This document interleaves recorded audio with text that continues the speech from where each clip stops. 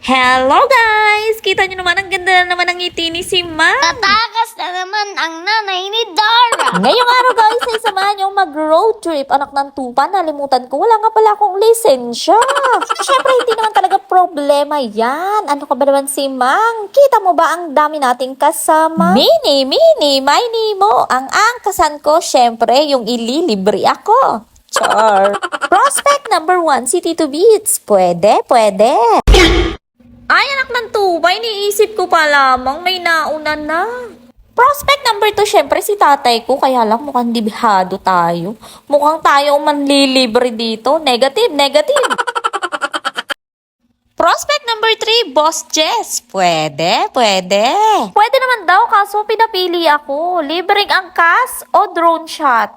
Kakainis naman. Syempre, drone shot. Ay naku, pres, yung mga ganyang bagay, hindi na pinag-iisipan.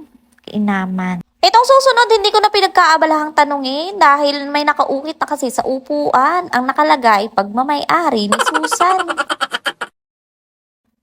Ay nako, mukhang wala na talaga tayong pagpipilian. Aba hoy, huwag mo akong tinatalikuran, sinasabi ko sa iyo, alam ko ang buong sikreto mo, huwag mo akong ginaganyan-ganyan. O, diba, no choice siya, panis. Okay, secret lock, depende na lang kung susuhulan ako ni Mary.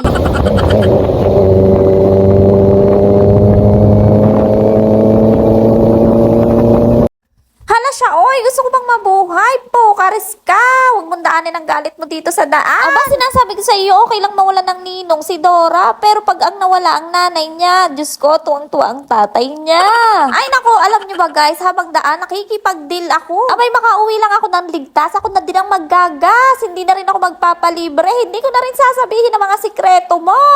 Ay naku po, buti na lang nadala sa magandang pakiusapan at nakarating din sa aming destinasyon. Abay, napaligtad na nga lang ang sitwasyon. Abay, ang sistegar ne.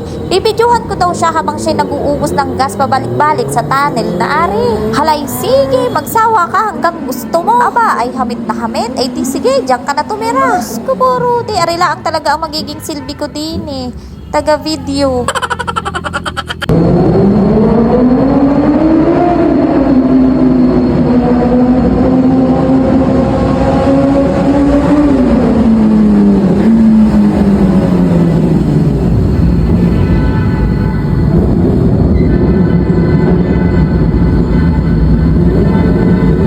Aba, ay rin sadya'y hindi yata magsasawa. Abay, Diyos ko, ay talaga namang napasubo yata ako. Abay, lobat na ang cellphone ko, ay ayaw pang tumigil na rin. Abay, buti na lang at ako'y hindi din nakatira sa lugar na are.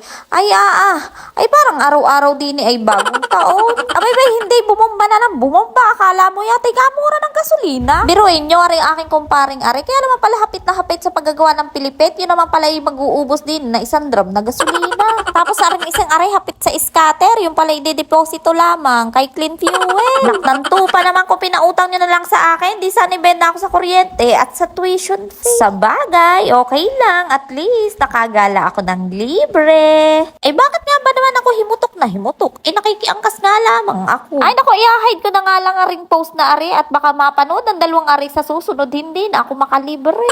Sa totoo lang guys, itong trip na ito ay masakit-sakit nga din sa katawan dahil medyo may kalayuan. Ito kasi yung road trip na matagal-tagal na diing drawing at ngayon nga lamang nakulayan. First road trip ko din to na ang sinakyan ko ay big bike. Mantid niya ho, ako'y tinatanong ni Mr. Sungit kung ano daw ang aking pakiramdam. Mukhang may binabalak. Ay, alam niyo ka, ang sinagot ko, ay nako, manahimik ka. Ay, tunay na ilang santong aking natawag. Ay, alam ng aking mga kasamahan kung gaano kaantukin sa biyahe. Pero sa road trip na ito, abay, nagpukpok ako ng likod ng driver ko. Sinama nga lang yata ako para may tagagising. Okay guys, mukhang madami-dami na din akong naikwento at napagsasabi. Hanggang sa susunod muli. Thank you Lord for the safe trip. And syempre, sana naman ay hindi pa ito ang huli. At syempre, sa poging-pogi kumpare, nakagala na naman ng libre. Salamat!